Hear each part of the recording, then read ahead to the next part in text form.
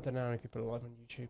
We're such a weird bug. When I start the streams, it doesn't update my concurrent viewers, so I don't have a clue how many people are watching. Let's have a look. I just always assume that there are thousands of people hanging off my every word. Not even when I'm streaming, just if I'm out and about. Just out in Tesco's. Yeah, just chatting to myself. All right. Okay, we're live. There's people here. I think we're good, mate. Hello, people. Right. Are we just going to plow on? I guess so. Any questions throughout, guys, let us know on YouTube and on Zoom. I'll collate them together and give them to Ollie, and we'll get them answered. Nice, yeah. Thank you, Jake. No worries. Hi, everyone, and welcome to sunny Somerset. I guess it's sunny out there. Actually, no, it is sunny. I've actually got the blind open today, which you'll see why in a minute when we start this demo. And it is sunny. It's lovely and sunny. Once again, however, I'm unable to enjoy the sunshine because I am stuck in a black box that is my color grading suite. Starting an online color grading portal in February, just before lockdown, it was both a blessing and a curse because it's kept me busy and kept work coming in. But at the same time, it's coincided with some pretty amazing weather, which I cannot enjoy. But there we go. Such is the life of a colorist. Today, we are talking about Canon's Cinema Eos lineup. And I'm going to start off with kind of a bit of an overview about the family of Cinema Eos cameras as things stand, which has recently shifted quite substantially, and why I use Canon Cinema Eos cameras as our main cameras for the film production company Cora Films that I run. And then I will be drilling into some of the menu options in the Cinema Eos cameras. I'm going to try and keep it fairly broad across Cinema Eos, but I'm using a C200 here today, and I'm going to show you all the various different settings to do with picture imaging and the kind of ramifications of some of the choices that you might make in terms of gamma and gamut and color matrix and what those all mean on these Canon Cinema Eos cameras. And we'll be talking about kind of broadly just image quality. Actually, a lot of the stuff I'll talk about you may well find relevant even if you're not using Canon cinema cameras. But it's all of the ultimate goal is about capturing a really nice quality image and what these cameras can produce, basically. So with that all said, I'm going to start off with just a sort of a headline overview. So the Cinema Eos range at the moment runs all the way from the C100 Mark II all the way up to the C700 full frame. And in between those two, we have the C200, which is what I'm using right now. We have the newly announced C300 Mark III, which... 2 seconds on it. I think we're having some issues on YouTube. 2 seconds. Oh, okay. Apparently it's buffering quite a lot. So let's just see what the issue is there. Just checking my net, which looks to be okay. Have you turned the flux capacitor on and off? I might have to try that. It's downstairs though. Let's have a look. My upload this is what matters. Yeah, it's sitting around 20. That should be fine. So it's bizarre that it's doing that. I'm sorry if it's my fault. It shouldn't. We have really good internet here. Actually. No, you're coming in loud and clear, mate. It's okay. Apparently my output. Let's just double check.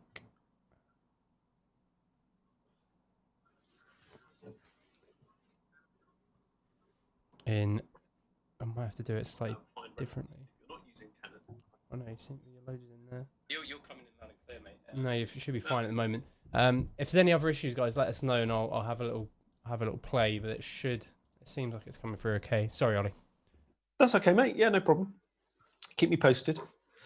Okay, so yeah, C100, C100 Mark II, C200, C300 Mark III, which will shortly be shipping, hopefully, and C500 Mark II, and then we have our C700 full frame at the top there. And I think the lineup actually now, as things currently stand, is the strongest that it's ever been. I think there really is something for everyone now. I think it would be fair to say that there were a few kind of holes. I know certainly I found a couple of years ago when well, not more than a couple of years ago, quite a few years ago now, when I was looking to upgrade from the cameras that we were using. We were predominantly using things like C100, and we were using a lot of DSLRs, and I was like ready to upgrade, but this was just before the C200 came out, and it wasn't really a camera for us at that time. And I really think that that's been really strongly kind of corrected now. I think the lineup's just fantastic.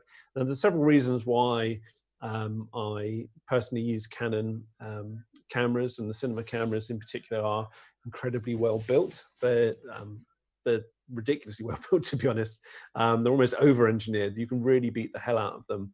I used to teach years ago in a university, and it was always interesting watching the Canon cameras coming back with the students. They used to, like, you know, throw these cameras around.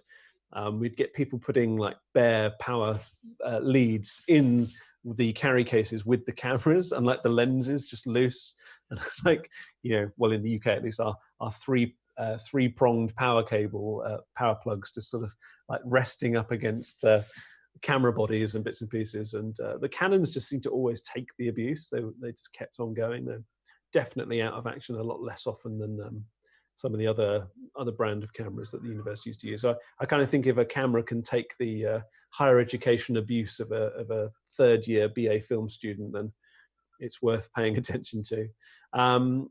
The other thing about the Canon cameras is Canon are very conscious of continuity between the different cameras. So you should find, if you have a 100, 200, 300, 500, 700, the buttons on the side of the camera are very, very similarly laid out. There are subtle changes. The bodies are slightly different between them, just due to the necessity of the size and shape of the innards.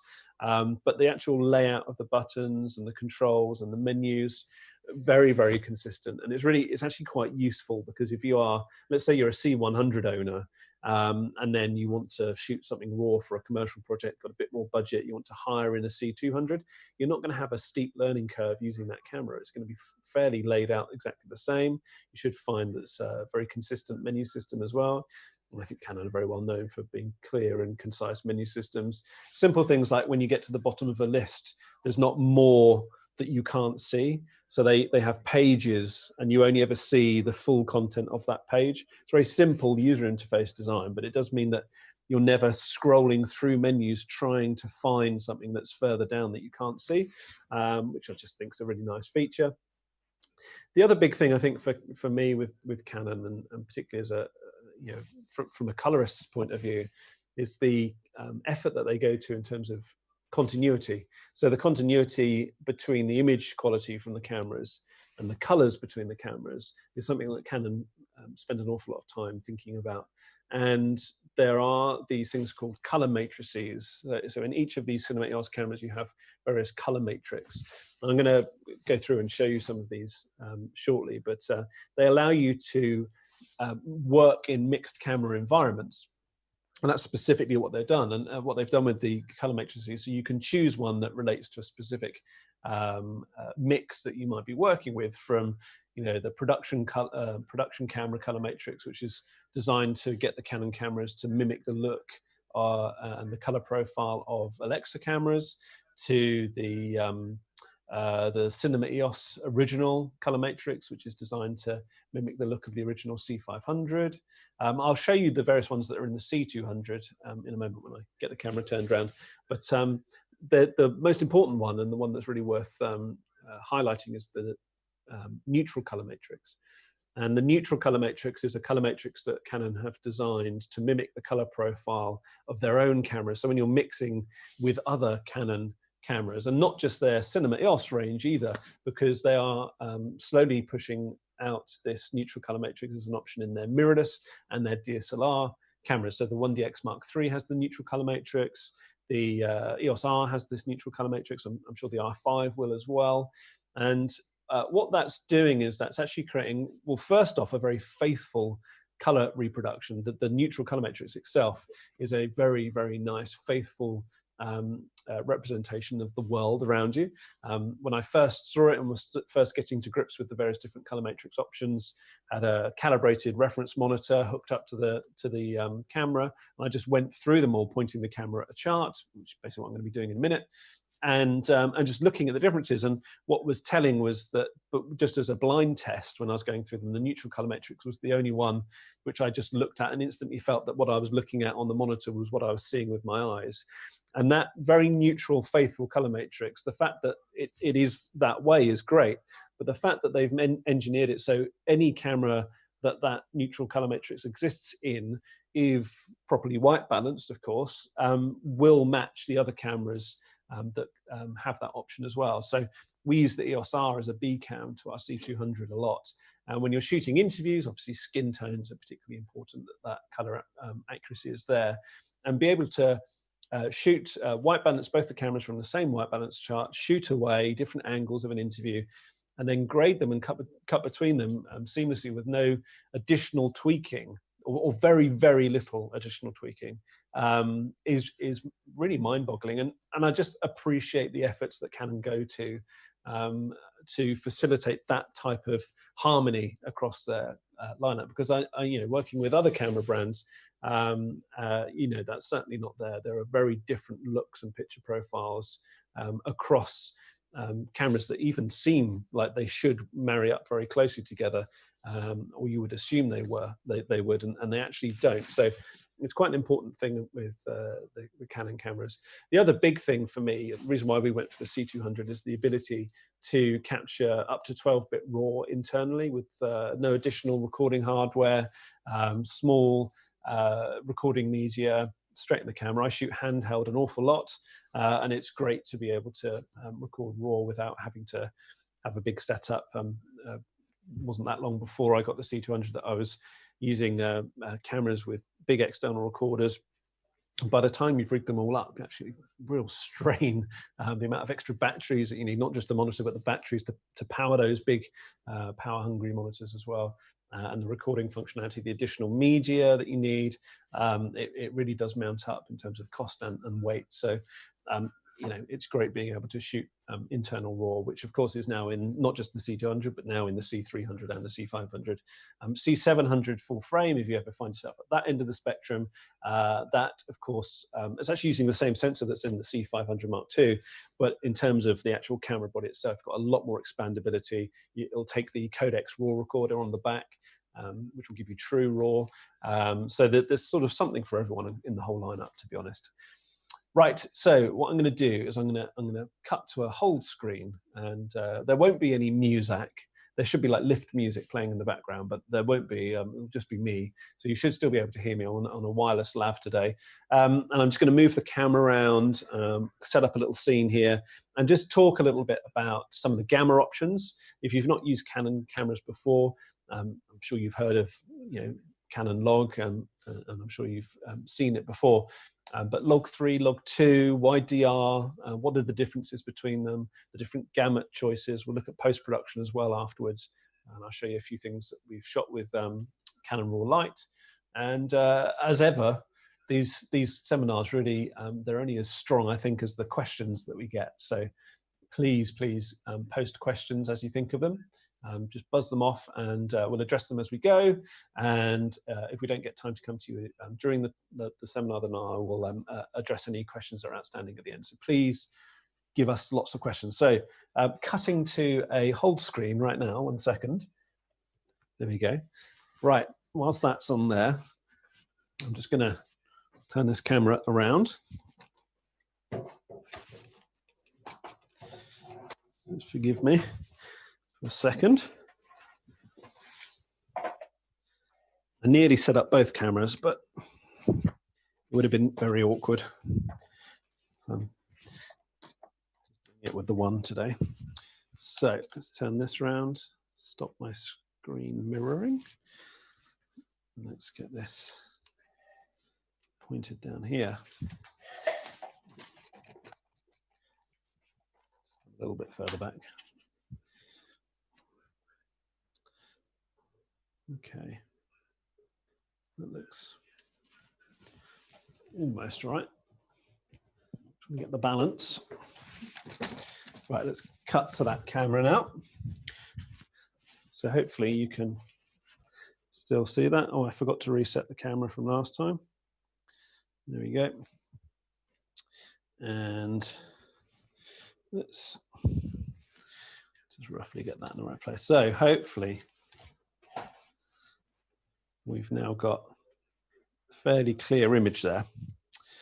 Jake, can you just confirm that you're seeing the chart now, just in case something's gone wrong whilst I was fiddling? Oh, great. Good, mate. And you don't have the on-screen displays, or you do have the on-screen displays? Don't right now, mate. Okay, cool. Right, let me turn that around. There we go. Right, so what I'm going to do is I'm going to come in here, and I'm going to turn on my on-screen displays, and that way you can see exactly what I'm doing through the menus. There we go. And let's just reset all of this. Sorry, I should have reset this after our last talk. Yeah, fine. Okay. So here we are. Now, unfortunately, in the C200 at least, it's not the same in the C300, C500, but in the C200, I can't send out my built-in waveform monitor out with the on-screen display with the rest of it. So unfortunately, you can't see that. So I'm going to have to describe to you what, how the exposure is working. At the moment, I have got this set up as, hang on, let's just move this around a little bit. There we go. At the moment, I've got this set up in standard Rec 7 and 9. So if I come to the menus, you can see my gamma there. It's worth pointing out there are presets. So there is actually a BT709 preset. We've got Canon Log 3 presets as well. Personally, I would always leave my preset set off. And the reason for that is if I come into BT709, for example, you can see that the gamma and color matrix options get grayed out. So the presets actually simplify setup, but you then lose control over some of the functionality of the camera. I prefer to have that off, and then that opens up the ability for me to have my gamma and color matrix options available to me, basically. So one of the things that I just mentioned briefly before there was about color matrix. So let's talk about color first, okay? In the color matrix settings, you'll see that we have off as an option. So this is color matrix off, which is a pretty flat, slightly desaturated, but a very kind of safe image profile. And if I go into video, what it's doing there is it's actually changing the colors to give the color reproduction look that matches well with their DSLR, and particularly things like Canon 5D Mark II. If we move up to the Cinema Eos original, this is meant to mimic the color look of the original C500. And I don't know if you're picking up that background noise. I'm sorry, the people in the office next door have incredibly loud voices. Maybe if I say that loud enough, they'll hear me and they'll shut up. Production camera, let's go up to production camera. So this is meant to mimic the look of the Arri Alexa. So that's what the production camera matrix is for. But as I said earlier, the one that's most useful, I think, is the neutral color matrix. This is designed for integrating the Cinema Eos range of cameras together and the latest DSLR and mirrorless cameras as well from Canon, and a unified, completely uniform look to them. And it really is. So the way I tested this when this first cropped up for me with the EOS R last year was you shot an interview, and what I did was I shot them both on neutral color matrix, the C200 and the EOS R, white balanced from the same chart at the same time, and then I then graded the C200 A cam angle and literally copied and pasted the grade across, because I wanted to see if it really was, in theory, if they were completely the same look, then I should be able to copy and paste the grade across and it would just look the same. And it did. Now, there was a few tweaks I had to make, because actually the angle that we were at with the B cam meant that we were getting a slightly different background, and there was a little bit of work to do there. But in terms of our subject and her skin tones, they were absolutely spot on, which that's what it's about. That's what the neutral color matrix is all about, is matching other Canon cameras seamlessly. So let's just talk a little bit more about color. The first thing I'm going to do, so you'll notice my camera is on 5,600 Kelvin. I have a light. It's only at 10% at the moment. I'll just turn it on and off so you realize what it's doing. So I've actually just got a little light here. This is the Gemini 1x1 light panels, Gemini 1x1. Just preset daylight, 5,600 Kelvin at 10% brightness at the moment, just to get that exposure on the chart where I need it. And of course, you can see, I'll just tilt up, you can see we've also got daylight out here. So we've got some bright daylight out there. And that's actually clipping. You can't see my waveform monitors, but hopefully you can see that that's clipping on that back wall there. So if I just bring this back down here, what I want to do is I want to, first of all, kind of just make sure that there are some basic kind of color management steps I'm going to take. It's all very well having this neutral color matrix and talking about harmony between multiple cameras. But if you're not taking just basic color management steps in camera, it actually doesn't matter how good the color matrix is at being consistent with the other Canon cameras. If you're all over the place and making assumptions about color, then you're going to get problems. So the first assumption that I don't want to make is that it is, in fact, 5,600 Kelvin. If we do look outside, I'm just going to stick an ND on just to bring that down just for a second. In fact, it's still overexposed. There we go. If I just come out, point outside at the moment, you can actually see the sun's moved around. If anyone happens to see this morning's presentation versus this afternoon's one, the sun's moved around. So now the plants down here are now not in the sun, but we used to have the sun hitting on the wall behind. And you can see it's, you know, a bright sunny day. The sun is coming in and out behind clouds, but right now it's out. You can see the shadow of the leaves there. So it is a sunny day right now, and it's uninterrupted sunshine. And it would be very easy to do what I've done here and just assume that because it's sunny outside, that we should set the camera to daylight. Now, I actually don't have any other lights. In fact, well, I do. That's not quite true. I'm going to turn off the light that was my key when I was doing my talking head. I'll just turn that off. So I don't have any other lights in the room other than the Gemini 1x1 that's pointing directly at the chart, and that's also set to 5,600 Kelvin. This is the type of situation which a lot of people will find themselves in, where there's daylight coming in. They'll look at the daylight, they'll go, oh, it's a sunny day, must be 5,600 Kelvin, set their lights accordingly, set the camera accordingly, and kind of just gone on with it. But actually, there's a few assumptions there that are wrong. First of all, the assumption that that out there right now is 5,600 Kelvin just because it's sunny is wholly inaccurate. The color temperature of daylight is changing all the time. It will be different now to when I did this presentation earlier today. It will be different when a cloud comes over. The color temperature of daylight is constantly shifting. And 5,500 or 5,600 Kelvin as a daylight preset, that in itself only exists because it was the measured average daylight temperature in Hollywood when they were trying to choose a daylight balanced temperature for the light fixtures that were being sold into the biggest market in the world, which was Hollywood and still is Hollywood.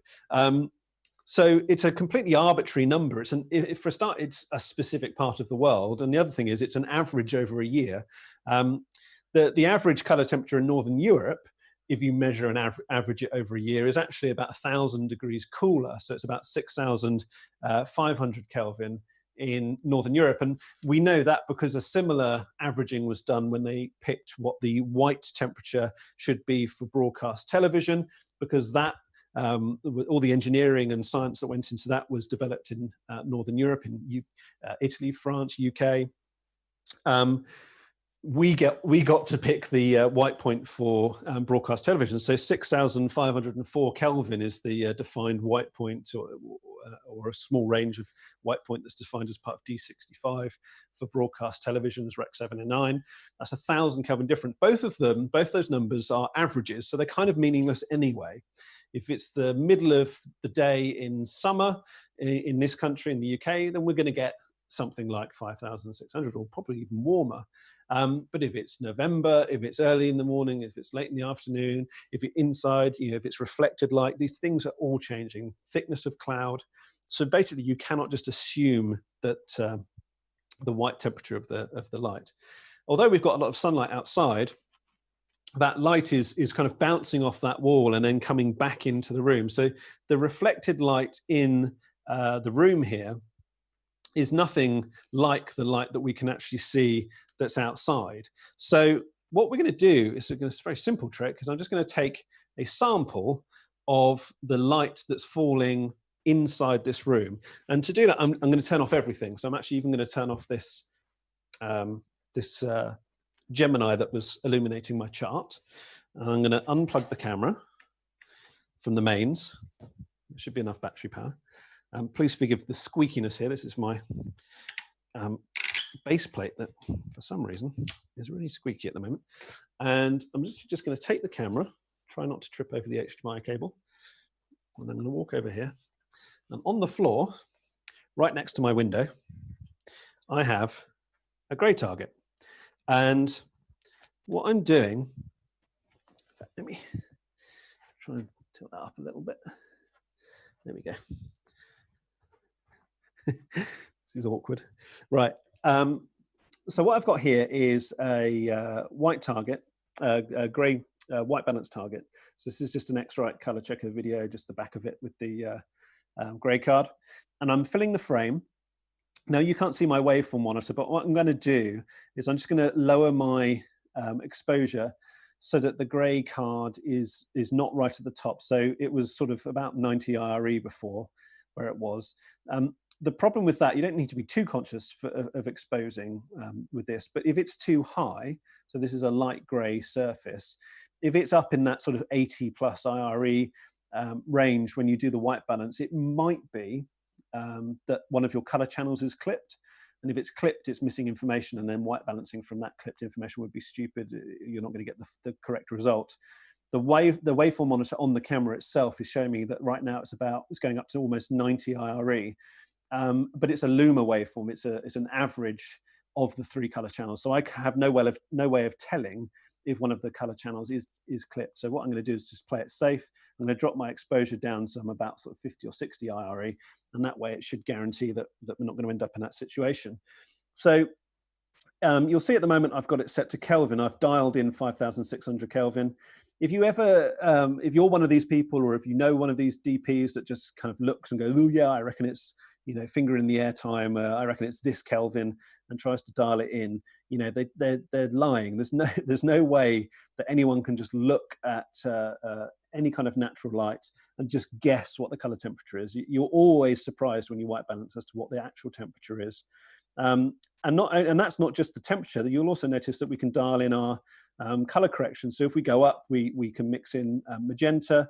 If we go down, we can mix in green. So we've actually got a green magenta axis here with the CC, and we've got a blue yellow axis here with the Kelvin.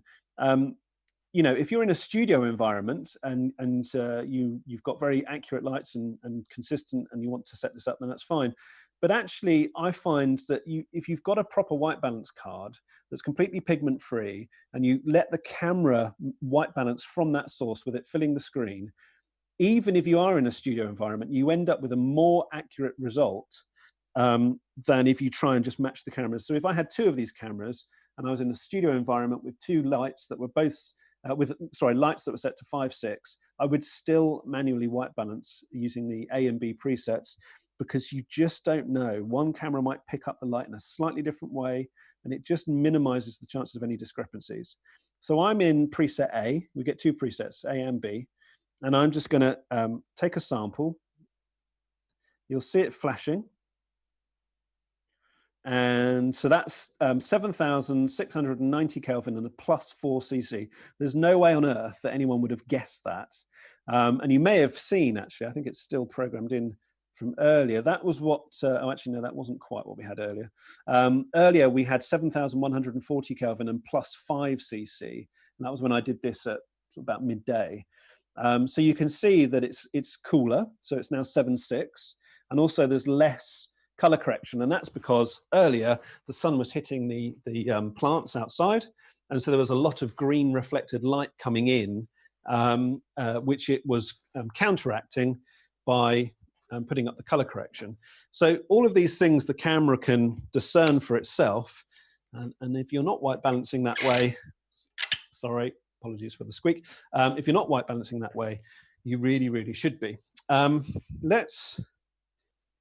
wonder if I can actually capture this whilst I'm doing this. Possibly. Let's see if you can. So I'm actually just going to come over here. I'm just going to power on my Gemini. So what was our reading? It was 7690 plus 4. So I'm going to come over here. Because I've sampled the daylight that's coming into the space, what I'm going to do now is I'm just going to match the light to that source. So obviously you need to have a fixture that can be color tuned. These are WWRGB lights, so I can do that. So I'm currently on just the preset daylight. We've just ascertained that actually the light coming in here is way, way off. It's actually 2000 Kelvin away from 5.6. So I'm going to dial in, what was it, 7640? I've forgotten already. Rain like a sieve today. 7690. So I'm just going to dial in 7690. And I've got my green offset. So I'm going to just do a -4 green there, just to match the camera. So I'm literally matching the camera to what I've just, put that back on. I'm matching the camera to what I've just measured from outside. So in terms of color consistency, I've now got my outside, so the light that's coming in from outside, over there, bouncing off that wall, coming in, hitting the gray chart. I've now matched my camera to that and matched my light source to that. So there's 3 things here then. There's the natural light, the color temperature of that, which wasn't anything like 5,600 Kelvin. That would have been a terrible assumption to make. We've then got the light source, which was set as a daylight preset, again, 2000 Kelvin out. That was a bad assumption to have made. And then the color white balance of the camera, which, you know, I could have had on auto, I could have had on a daylight preset, I could have tried to dial it in with the Kelvin and kind of just guess. None of that is going to be as close as doing what I've just done, which is using the A and B presets to manually sample the color temperature of the daylight and then match my artificial light sources to it. That's given me a much closer harmony between all of these different things than I would have had if I'd made any of those assumptions in the first place. So from a color point of view, choosing the right color matrix, choosing the right white balance settings as well, using the right light sources, that should give you a really good, solid starting point for your subject. And all of this I can do exactly as I'm doing now ahead of time. Like, let's assume that I'm about to do an interview. I can do all of that right now ahead of time without having to worry about the subject. But when the subject arrives, I would actually probably then do a final white balance from the subject, because even though my key light is now set to match the daylight, it's also going to be bouncing off various things in the room. There's a very vivid bluey green sofa here. So, you know, actually this is a very neutral room because it's a color grading suite. So all the walls are neutral gray. But if I was concerned in any way that my light sources might be bouncing off of something else and tinting as they came and fell onto my subject, I would probably do one final white balance with the lights set up as they are, just to make 100% certain that my subject was prioritized. Now, there are going to be subtle differences. So, for example, the subject, in this case the chart, is now neutral because because the lights are matching the source that's coming in. And that's going to reduce the discrepancy with outside.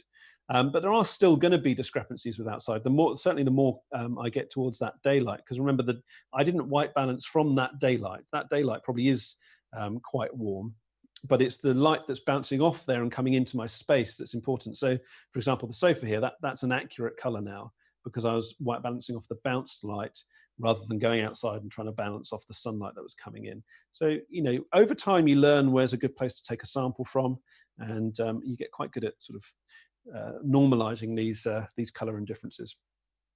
So let's talk then about luminance. Let's talk about how we're representing the spread of luminance. If we look at this image, when the sun goes behind a cloud, actually this is fine. So it's actually just gone behind a cloud. And if I,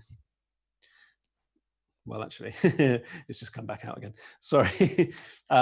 If I point it down, at least, you can't see the waveform, but that little area of path just there is actually almost exactly the same brightness as that white chip. Interesting how it doesn't seem it because of the color. The color can sometimes distract you, but it's actually just slightly brighter than that. It's hitting almost exactly, tickling 100 IRE. And that white chip at the top of my chart there is currently at about 90 IRE. So actually the brightness of here and the brightness of down here are very similar. But if I needed to get a wider shot and start to encompass some of that wall you can clearly see is clipped and is well gone.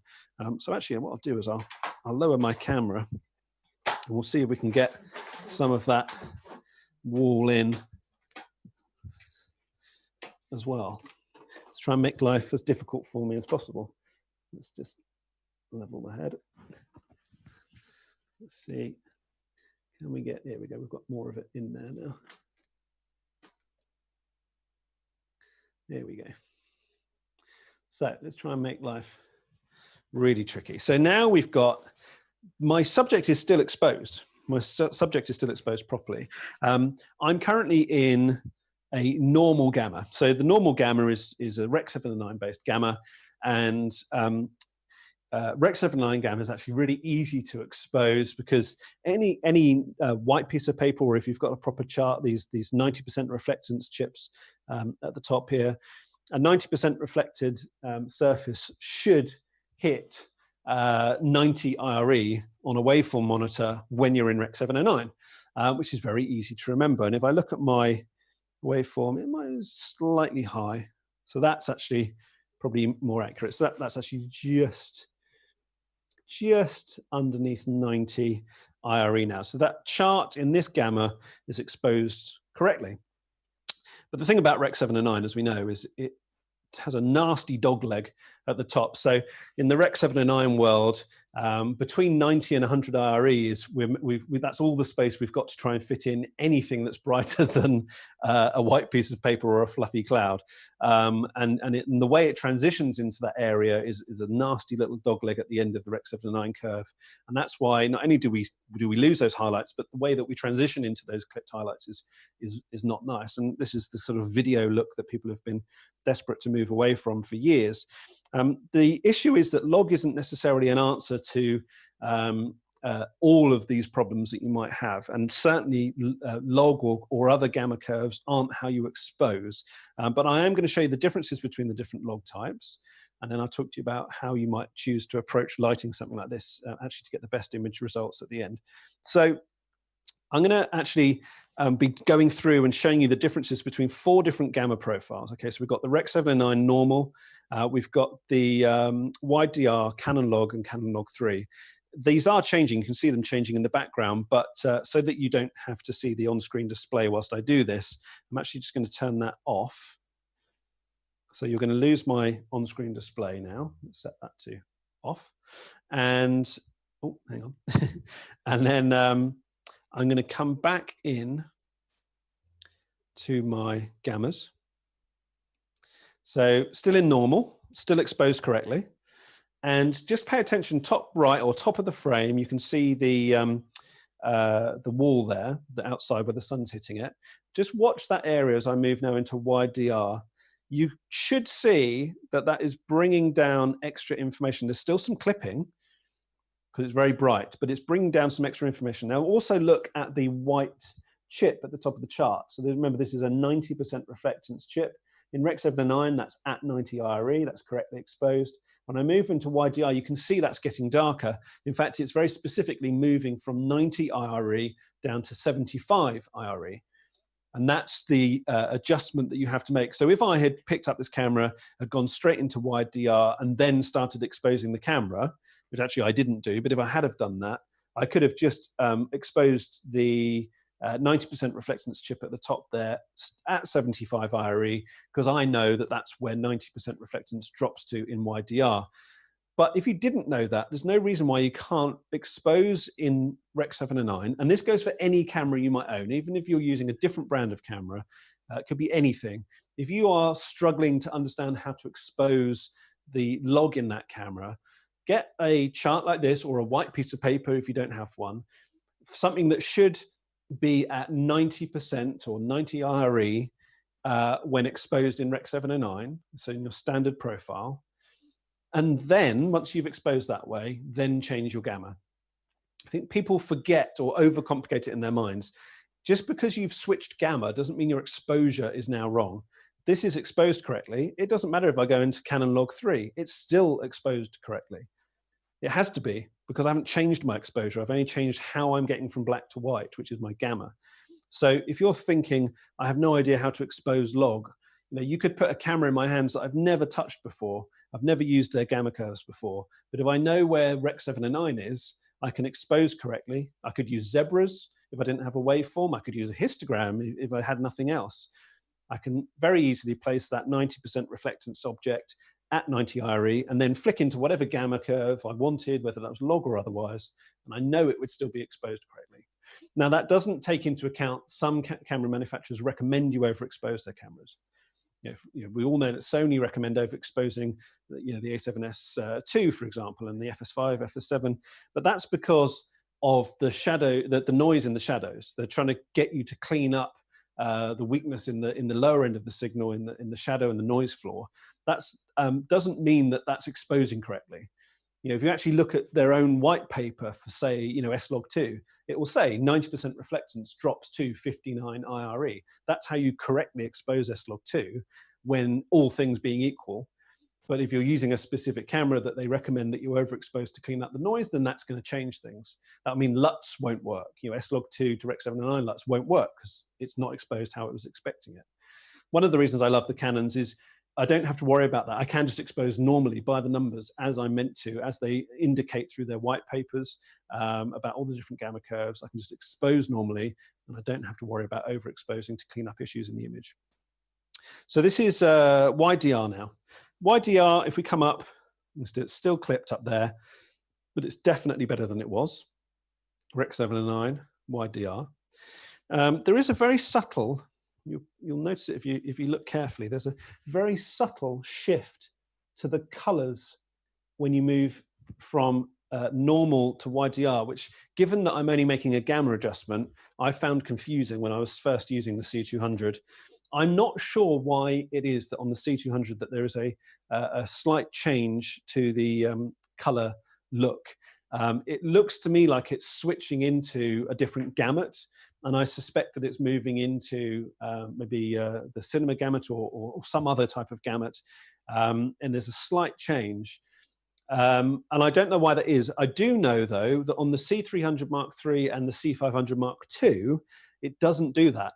When you flick between normal and YDR in their gamma profiles on those cameras, it is just the gamma that's changing. The color doesn't shift at all. It's only a small shift, but it is worth noting on the C200 that there is a small shift that happens to the color when you're moving between normal, gamma, and YDR.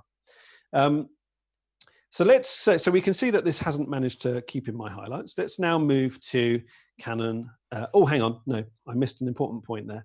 I'm going to just go back and forth between normal and YDR one more time. You can see, obviously, that the highlights are changing. Pay particular attention this time, not to the highlights, but to the shadows. And you'll notice something. If you look at that black area, so the black chip right at the bottom of the chart, if you look at this area, you'll notice that nothing changes when I move between normal and YDR. You can clearly see the highlights changing, but nothing changing below that. If I look at my waveform monitor, I can see there's clearly only a change in the top half of the waveform. The best way to think of these gamma curves is to think of normal and YDR as a pair, and then Canon Log and Canon Log 3 as a pair. And the reason you do that is because YDR is the same as the normal Rec 7 and 9 gamma from middle grade down. So from middle grade down to black, normal and YDR are exactly the same. That's why when I flick between the two of them, you don't see anything change in the bottom half of luminance. So the middle grade down and the black there is exactly the same. But from middle grey and up, obviously they're quite different. You get that drop from 90 IRE down to 75 IRE on a 90% reflectance object. And that's where you're gaining that extra headroom. You're getting detail in highlights that wasn't there before. So YDR is actually not a log curve. It's a Rec 7 and 9 based curve with a much more friendly highlight roll-off and highlight detail than Rec 7 and 9 gives you. Because of that, you can actually shoot straight into YDR and you don't have to grade it. I mean, it obviously benefits from being graded. You can optimize it all the time, but it is actually a gamma that you can get away with shooting into for run and gun. It's far more forgiving with highlights and is not something that requires grading. You know, I could easily deliver this image. You wouldn't look at this and think, oh, that's bad. You know, it's a very useful utility gamma, I find, particularly for documentary work. So they kind of work as a pair because they've got matching bottom halves.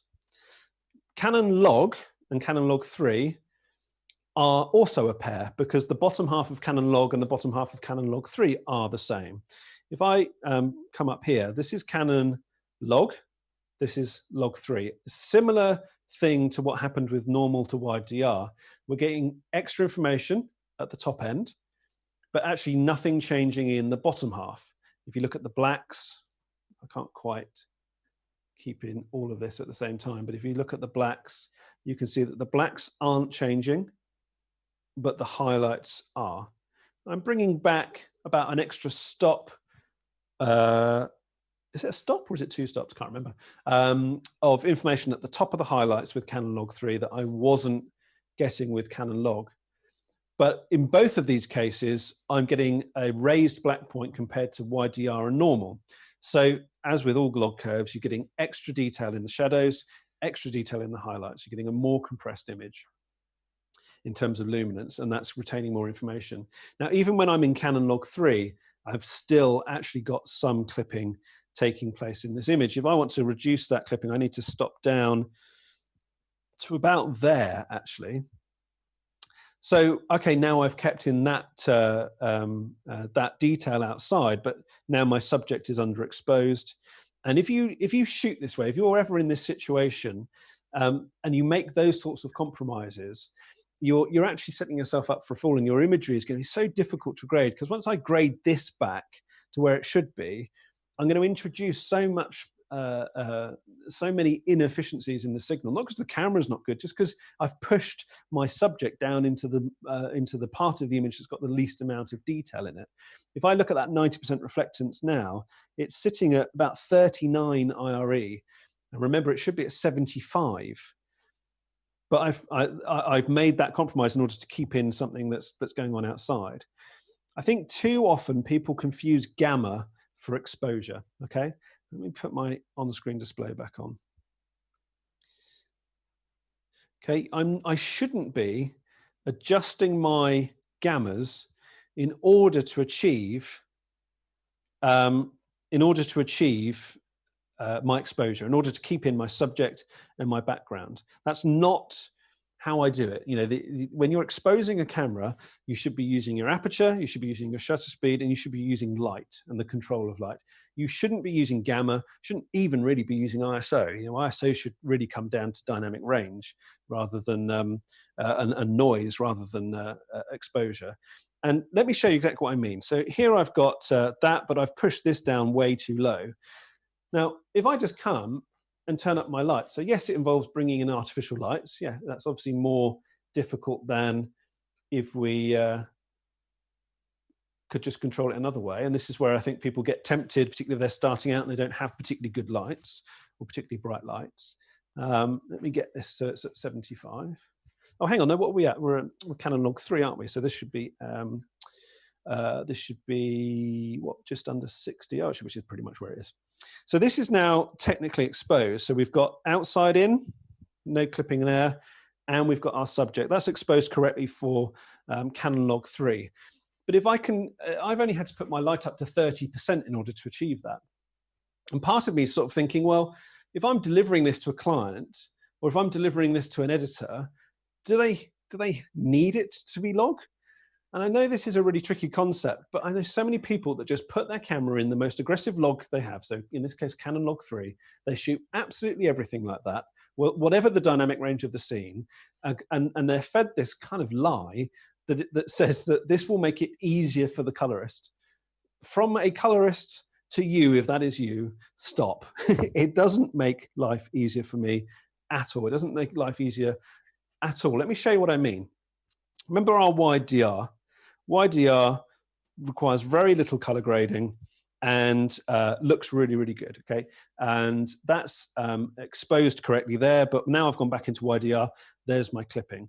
Let's protect those highlights, okay? So that's my image now not clipping. In fact, I'll tell you what, let's just do it this way. So keep that depth of field fairly shallow. Let's come in here. So same thing again. I've now exposed for that. I'm in wide DR now. So my black should be right at black. Let me crank this up. Let's just see where this gets us. So we're in wide DR. This should be sitting at 75. It's just slightly under. Let's go here. And we've now got our direct sunlight on our back wall in. Again, you can't see my waveform monitor, but hopefully you can see that there's nothing clipped there. I know it looks like the reflection of the light's clipped, but actually it's not. It's actually sat on 100. But certainly the wall itself, actually, there you go, the sun's gone in. Thank you, sun. That's useful of you. And then my actual subject, in this case, the chart, still exposed correctly, 75. And I've just done that by turning up the intensity of my light. That's how you control exposure. That's how you control dynamic range. That's how it's done when you have the luxury of being able to do it.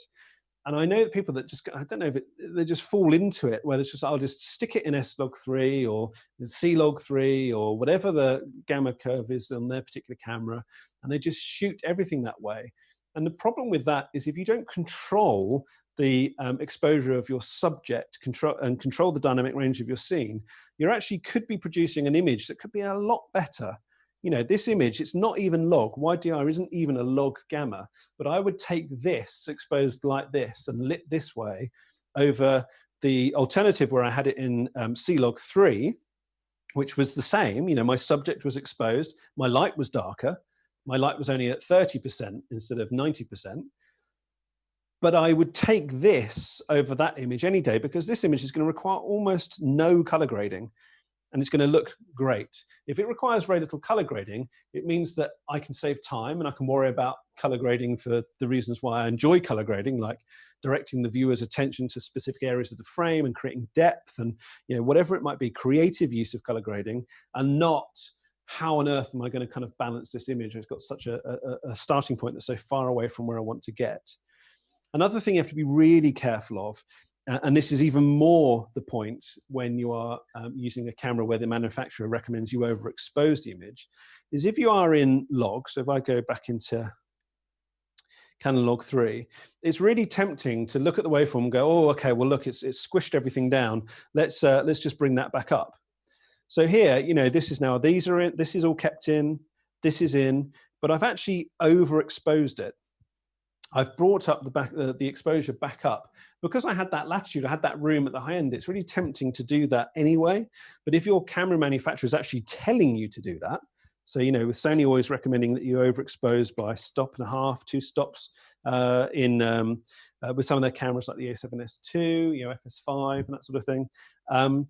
It's if you're being told that by the manufacturer, that's not because it's how you achieve exposure. That's because of the peculiarities of that particular camera.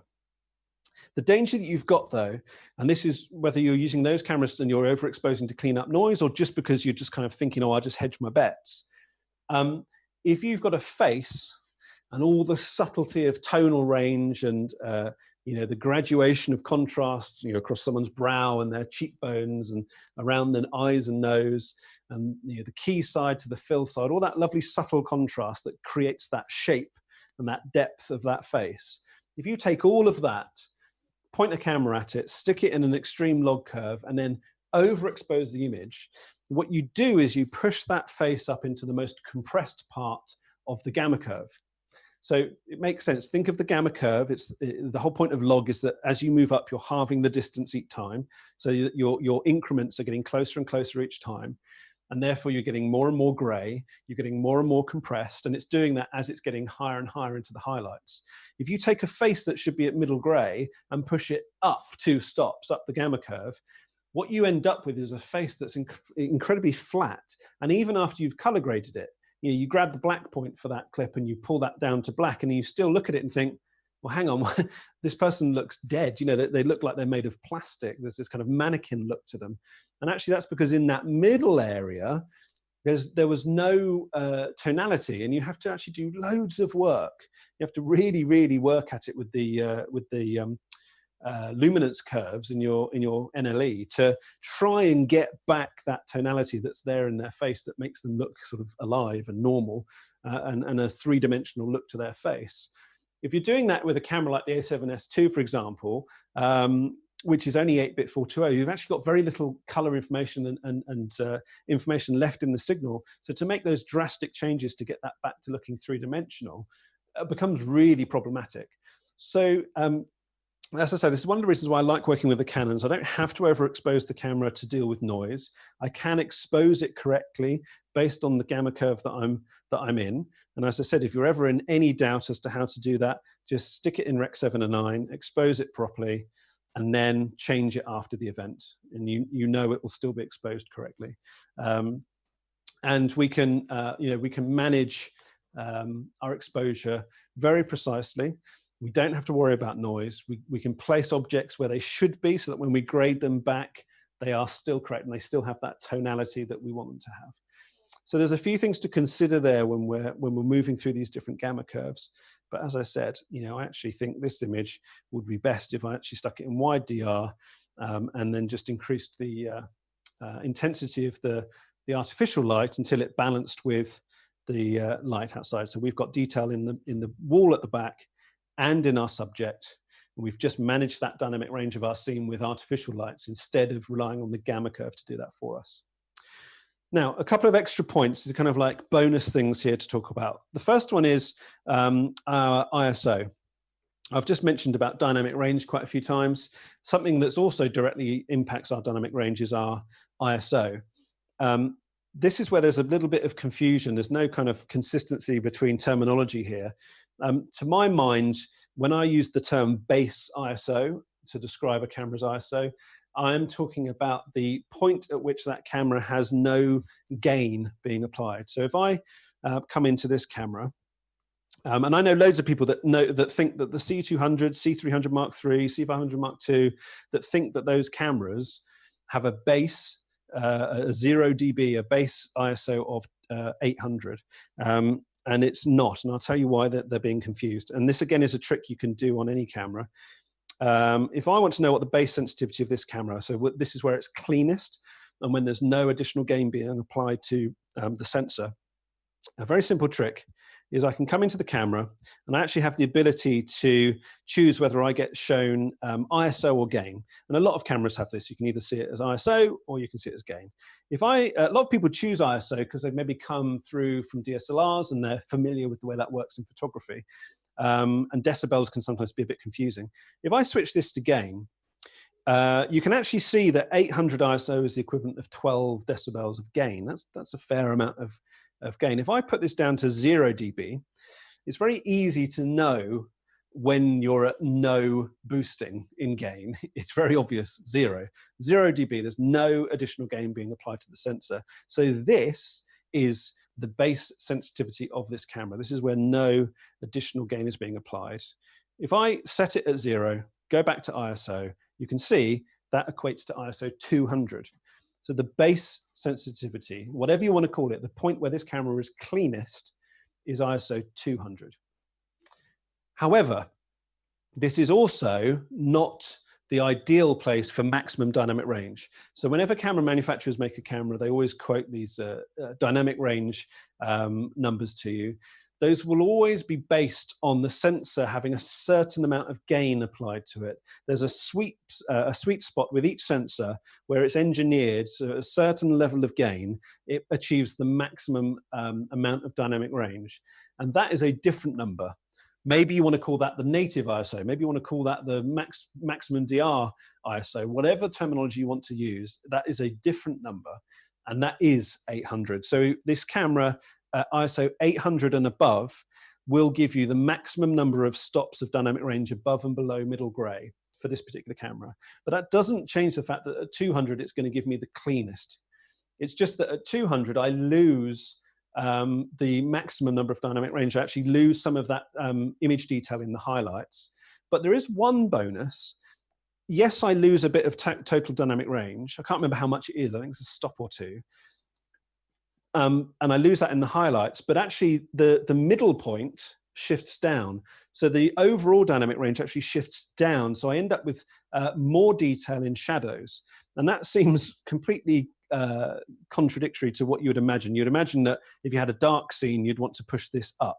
But if you have a dark scene and it's low dynamic range, in other words, it's under 12 stops of dynamic range, there's absolutely no reason why you shouldn't set your ISO actually down, manage your exposure of your subject in, with light, which you should do anyway, and you'll actually end up with a clean image with more detail in the shadows than you would have done if you'd had it at ISO, in this case, 800. And that's the case with all cameras. They're always going to be cleaner at 0 dB, but they're not going to give you the maximum amount of dynamic range at that number. And there's often confusion. So if you're not sure with your camera, and I know there's probably C200 owners sat there thinking, oh my God, I always assumed the base sensitivity of this camera was ISO 800.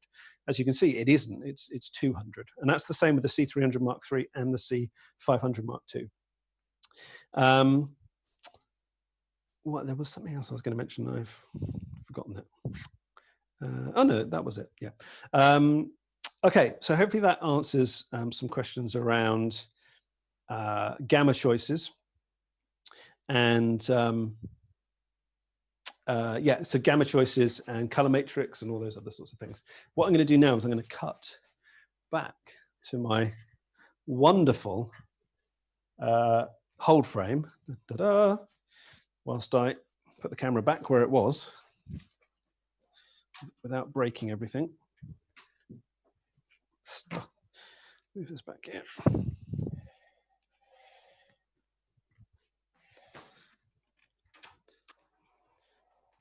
Jake, how are we doing with questions? Have we got any questions coming in? Yeah, there's more. I've got one for you.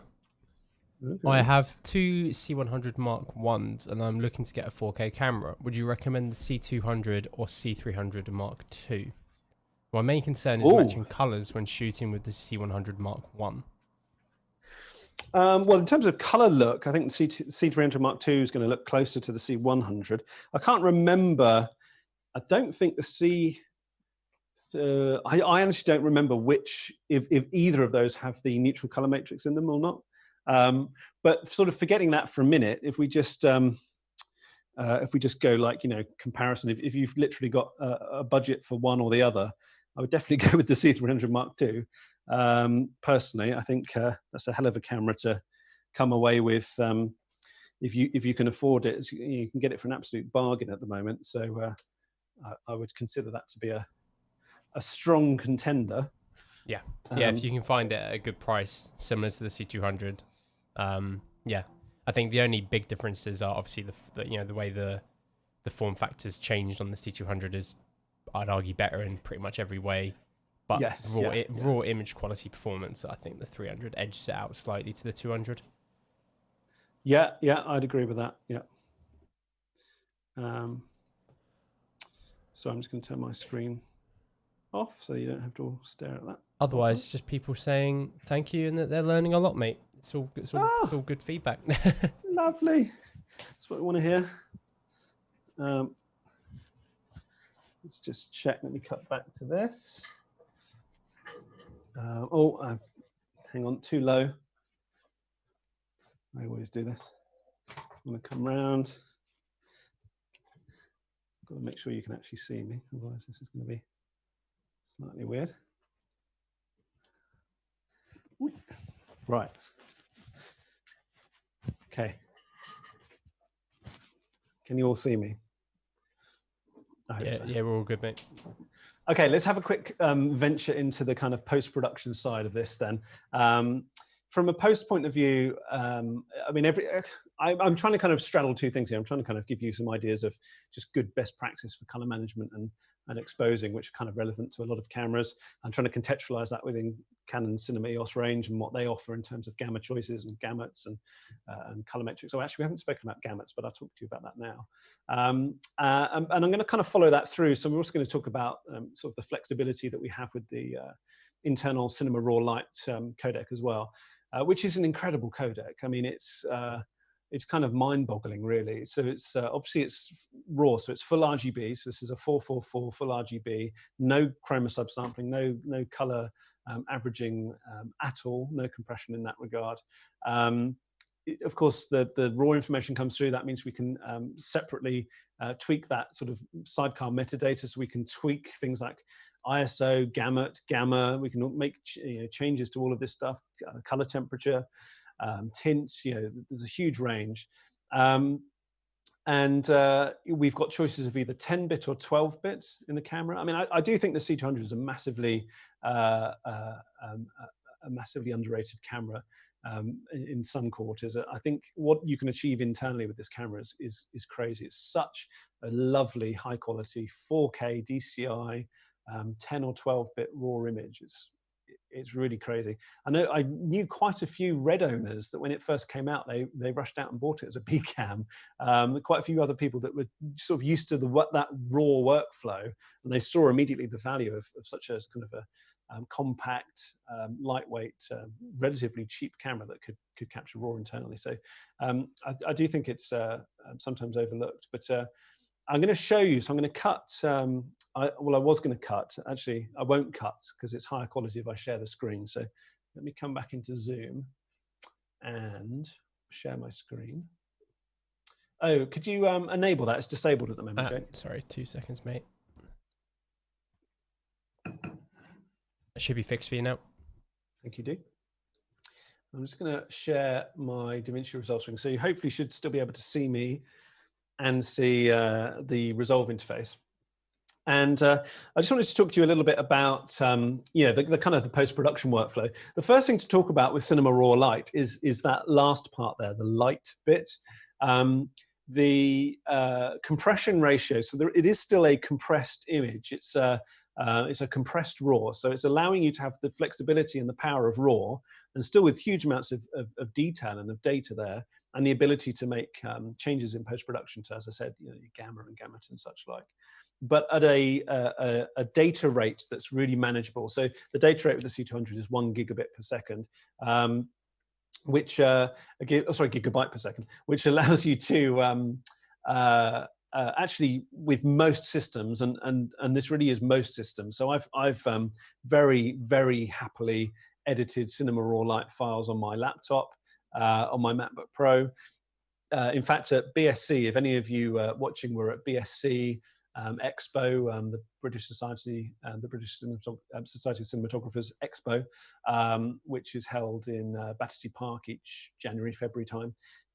If you were there this year, you would have seen I was doing HDR grades, live HDR grades with Canon's absolutely amazing 2000 nit reference HDR monitor. And the whole thing was being run from my 16-inch MacBook Pro. It was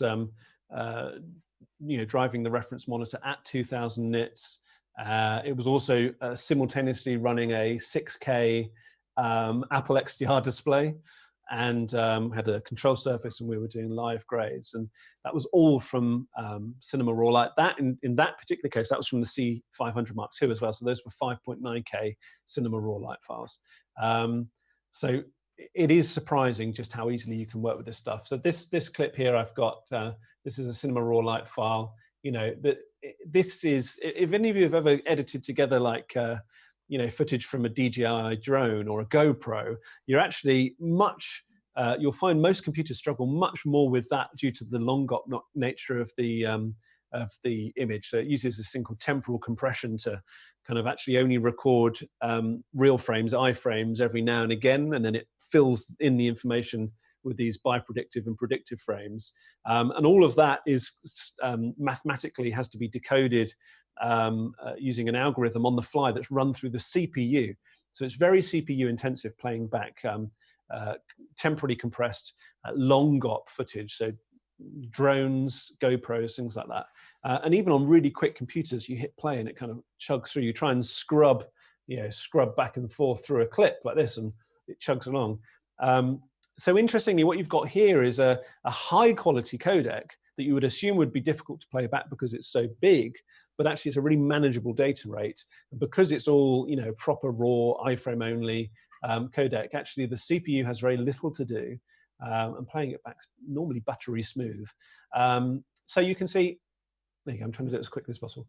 You can see this here, and this, don't forget, actually I'm doing this in Resolve's color page. So right now I'm in a 32-bit float point color space. So this actually is trying to do, and it's got a grade on it. So this, let me switch to my output. This is the, this has got the raw adjustments on it and the grade. So we've both got raw adjustments and the grade itself on this clip at the same time. If we come to this one, this is this hasn't had any raw adjustments made to it yet. We've just got the grade.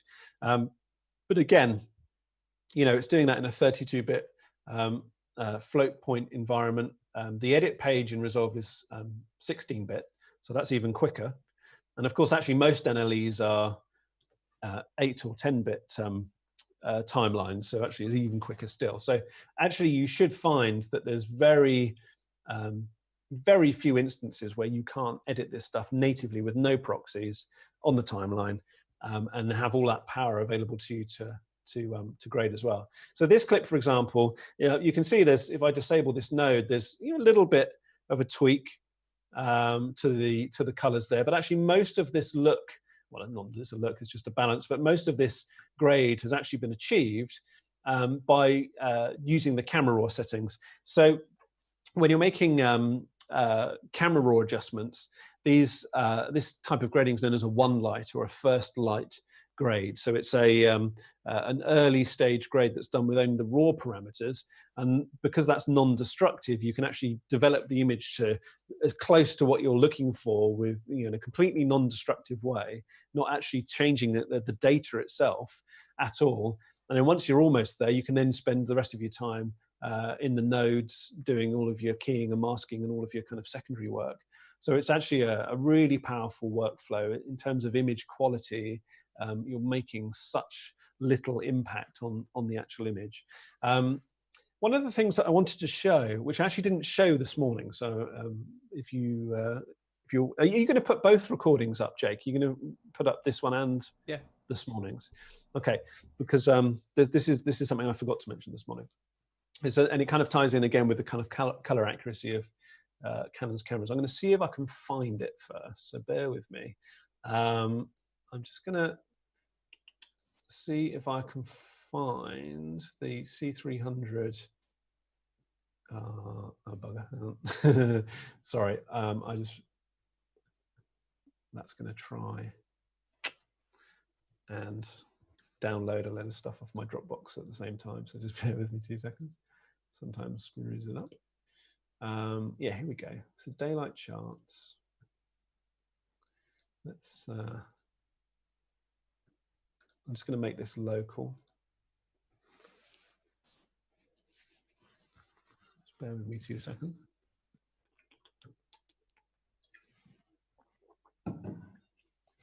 In fact, not 2 seconds, 6 seconds.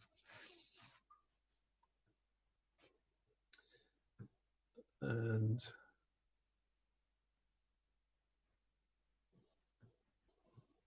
Dropbox, you always lie to me. Come on. Finish indexing. That's not 6 seconds. Sorry, I'm just gonna, this is actually from the C300 Mark III. If anyone's interested in looking at this stuff, the folder I'm in right now, actually I've made available publicly on my Vimeo. If you go to vimeo.com/Coro Films, We've got the C300 Mark III first look that I put up a few weeks ago, and in the description on there you'll see a link to this folder. And I've got 25p, 50p, and 120p Cinema Raw Light demo files, and I've also got some charts in here, and there's some HDR stuff and various bits and pieces. If I'm going to take this one here. Actually, what I'll do is I'll just copy this to my desktop quickly, so it doesn't screw up.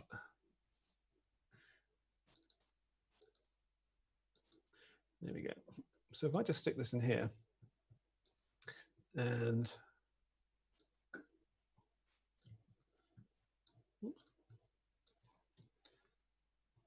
come into here. Now, what's interesting about this is I'm just going to show you something really cool. So first of all, if I need to get into my raw parameters, I use the camera raw settings. Come over here. I use my camera raw settings, which are in the bottom left-hand corner, the furthest left palette that you've got. Decode using full res Canon, decode quality, decode using clip. So that opens up all the clip's individual parameters. And you can see this is currently in Canon Cinema Gamut, which is a huge gamut. Canon Cinema Gamut is much bigger actually than our eyes can see. So the amount of colors that are captured are more than the human eye. The color space of our eyes is CIE 1931 XYZ. And that and Canon Cinema Gamut actually overlaps that, and quite dramatically in the greens particularly. So the idea being that because you've captured more than you can see, it's easier to come down into smaller gamuts. So for example, we've got P3, Rec 2020 would be the next smallest one after Canon Cinema Gamut, and then we've got P3 and then Rec 709.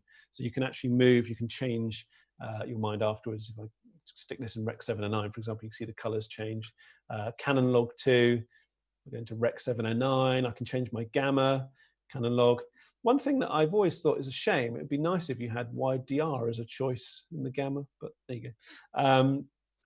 Rec 709, Canon Log, and so on and so forth. I'm just going to stick that in Rec 709.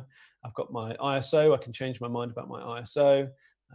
So we could, for example, set that at 400 or wherever we wanted to. And you've got color temperature. We've got our tint, we've got various different options here.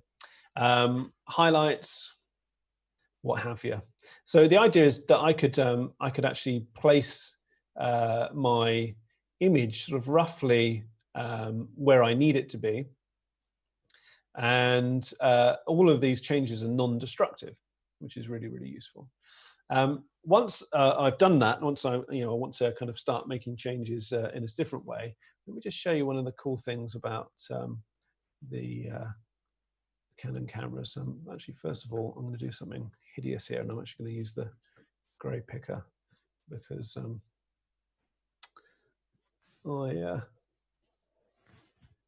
don't want to spend too much time balancing it. That seems fair enough. And I'm just going to show you, if I balance out these blacks and whites to show you what this looks like. Now, this is one of the reasons why I particularly like working with these cameras. So if I take this and just get it roughly where it's meant to be, which is sort of about there. And then let's do the same thing again with the color chips.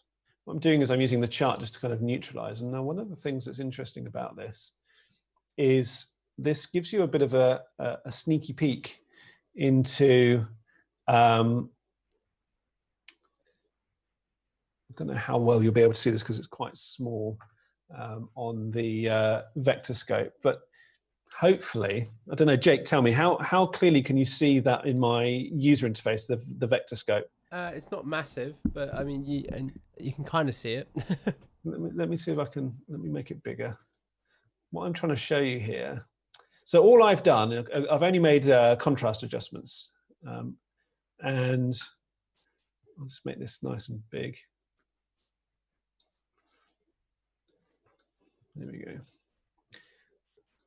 I've only made contrast adjustments. Is that better? Is that easier to see? Yeah, definitely. All right, so I've just got this little sample here.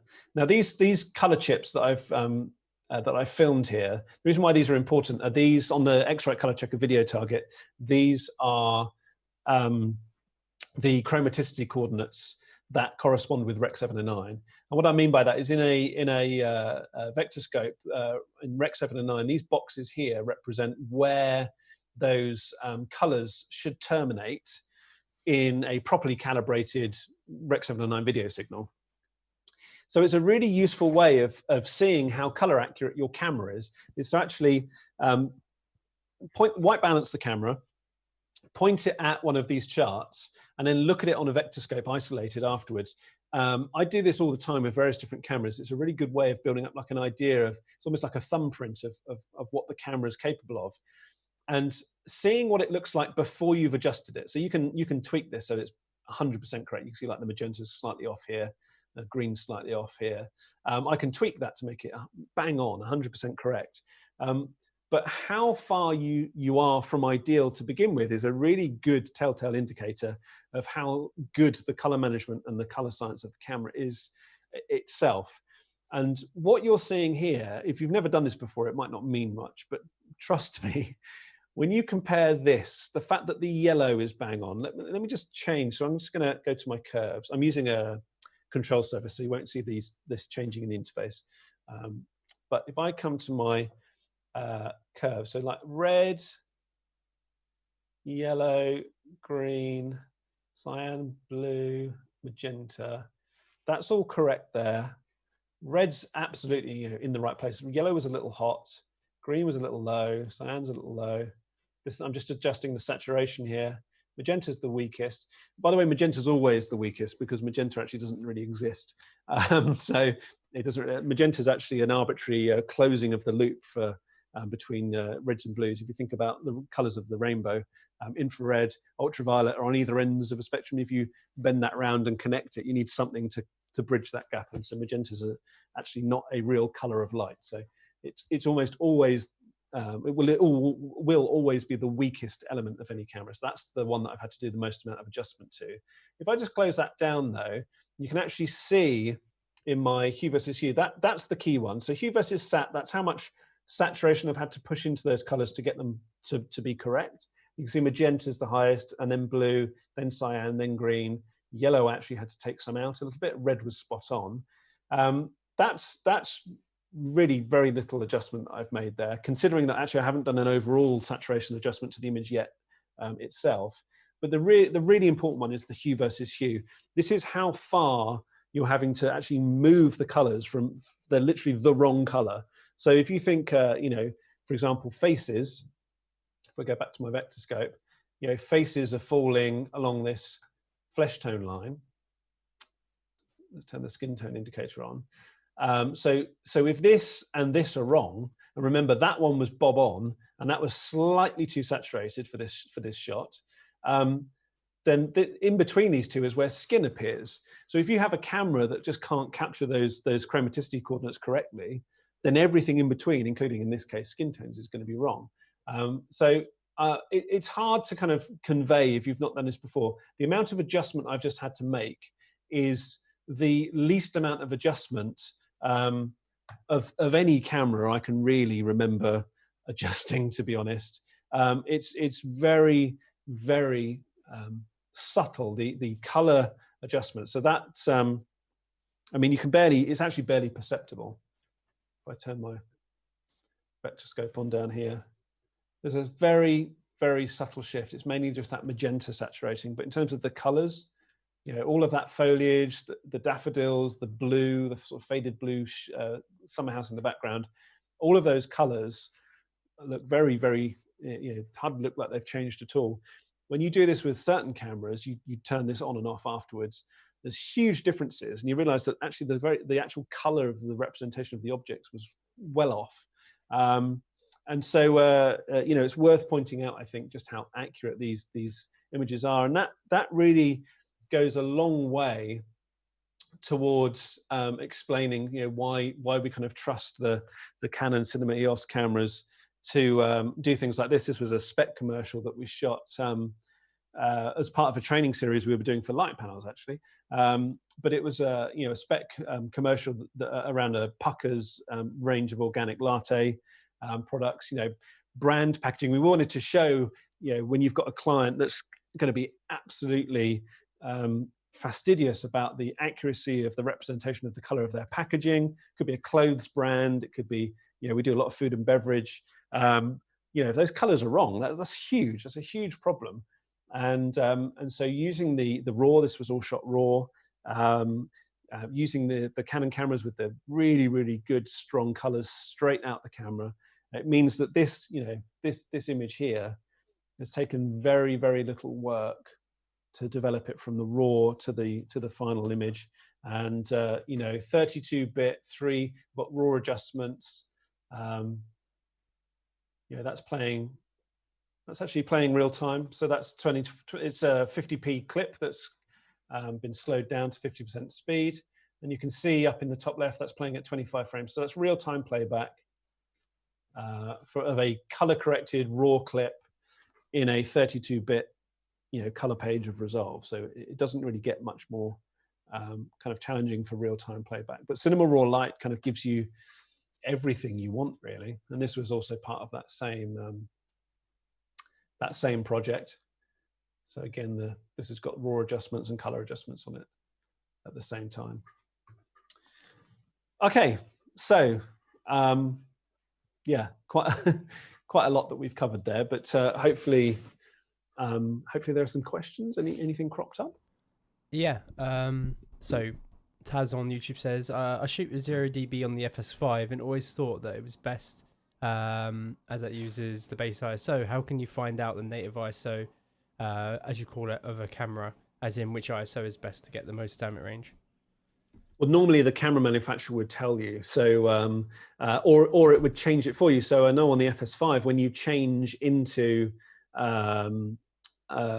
S-Log 2, it will change. I mean, it's been a few years since I've shot with that camera, but it changes, doesn't it, to 1000 ISO? I believe it changes it. Yeah. Yeah. So I think in that case, it makes you. It literally changes it to the value that will give you the maximum dynamic range based on the gamma curve that you've selected. But normally the camera manufacturer itself would tell you. I know on all of Canon's literature around their cameras, they all specify that ISO 800 is the ideal. You get these charts, there's normally a line which is middle grey and then stops above and below. They're always slightly different, but they normally do say what the ISO that needs to be used to achieve that maximum dynamic range is. Normally it's the other way around. Normally people, that's all they hear. And then when you actually ask them, well, what's the base ISO of that camera? They don't know. And that one's where you can do it yourself. You just set it to dB, set it to 0, flick back to ISO, and you'll find out.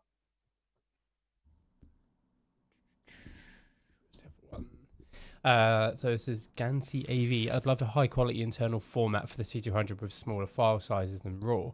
Would you recommend filming in RAW and then converting to a 10 or 12-bit codec? And if so, what settings would you recommend?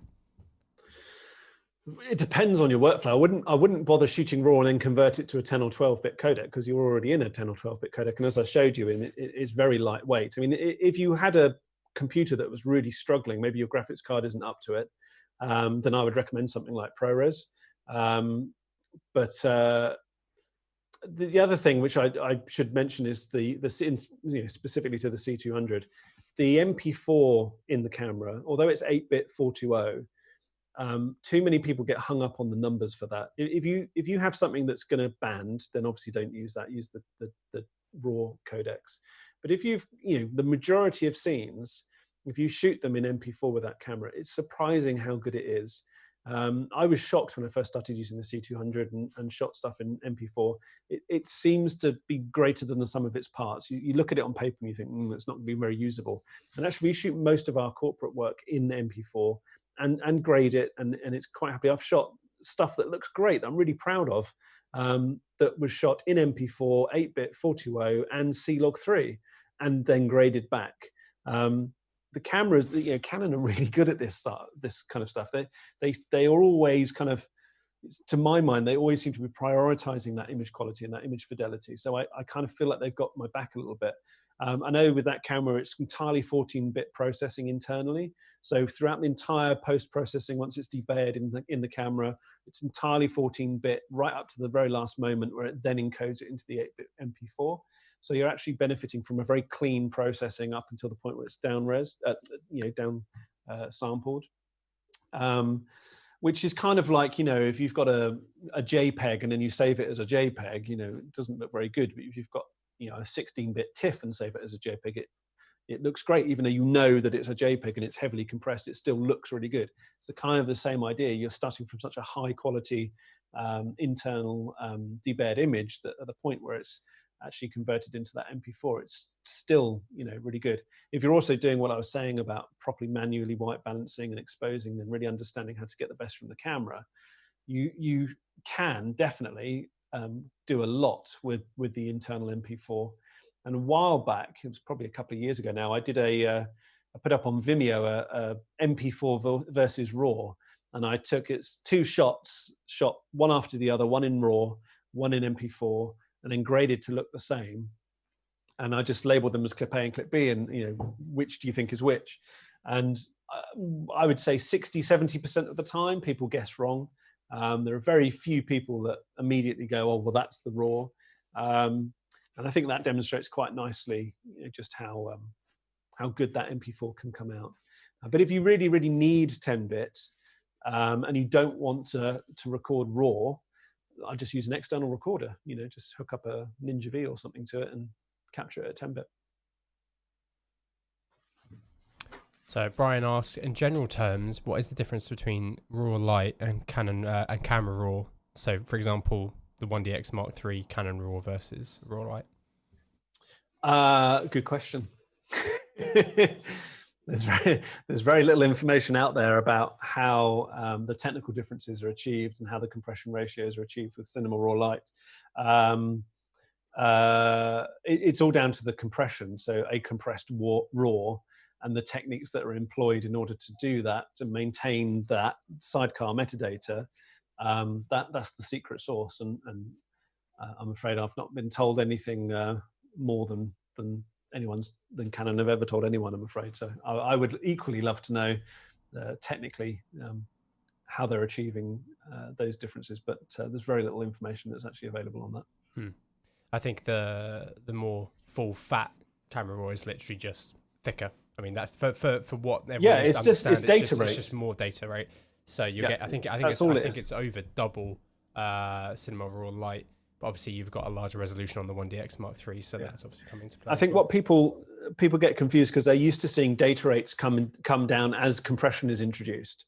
And they think of compression in terms of temporal compression and spatial compression and chroma subsampling. With RAW, none of that's happening. So when you see differences in data rates, that's all down to the algorithms that are being employed to process the image, from things like wavelet compression to the various different ways that can or can't be used. It's the same, JPEG versus JPEG 2000. It's the same conversation. How are they doing that? It's all down to the algorithms that are being used. Sorry, someone's just starting drilling somewhere. I don't know if you can hear that. I hope not. A little bit. Sorry about that.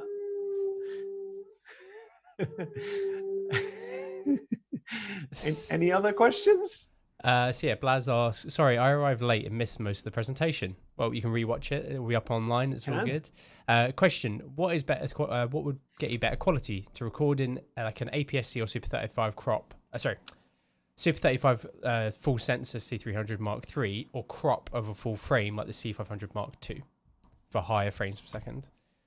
Which is a very weird, like weirdly worded question. But I think what they were trying to say is the higher frame rates of a cropped full frame sensor are going to look as good as a native higher frame rate of a smaller sensor, which is going to completely come down to how each sensor is designed. It's not going to be a question you can just generally answer. It's going to be how that specific sensor's been designed. Yeah, and I strongly suspect that if you went and got those two cameras and did that as an experiment, that you would end up looking at the image, and all you would see is you would see the subtle differences between the sensor. From a kind of a compression point of view, kind of image compression point of view, I doubt you'd be pixel peeping for a long time before you kind of saw any differences. I mean, one presumes that you're going to, well, you would benefit from the downsampling, but I guess if they're talking about a crop, then you aren't benefiting from the downsampling. Who knows? I don't know. I'd have to actually literally do that test and then analyze the image before I could answer that question.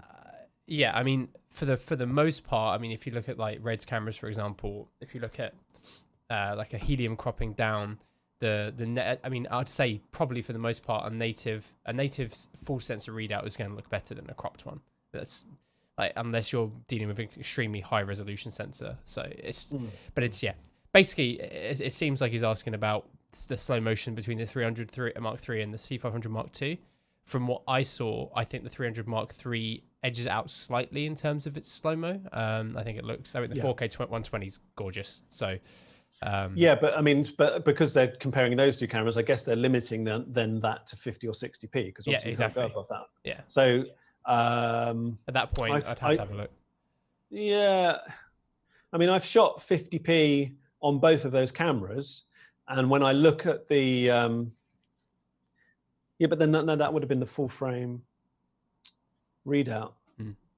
Yeah, I don't know. I'd be interested to know myself. Sorry. That's right. Terrible answer. You can't answer them all, mate. It's impossible. That's everything. That's everything at the moment. Okay, cool. Great. Yeah, cool. All right. Well, do you want to wrap it up there, or do you want to give people a few more minutes? I think probably that's a good place to wrap it up. I just wanted to thank everybody for joining us. And if you do have any questions that crop up after we finish the stream, then plop them in YouTube. I often sort of dip back into YouTube in the kind of hours and days that follow after they've gone up, and just check and see if there's anything, and mop up any answers that have gone unanswered, any questions that have gone unanswered rather. I think that'll kind of do nicely for now. Thank you very much, Jake, for hosting me. No worries. Thank you for joining us. It's good, man. Thank you, dude. Awesome. Yeah, any kind of questions, guys, let us know. And thank you for joining us. If any of you are planning on coming to the S1H event that was going on at 4, that is now being cancelled and will be rescheduled. So keep an eye on social for when that gets rescheduled. But hopefully it's soon. Fingers crossed. But anyway, thank you, guys. Thank you, Ollie. I'll see you guys soon. Cheers. Take care.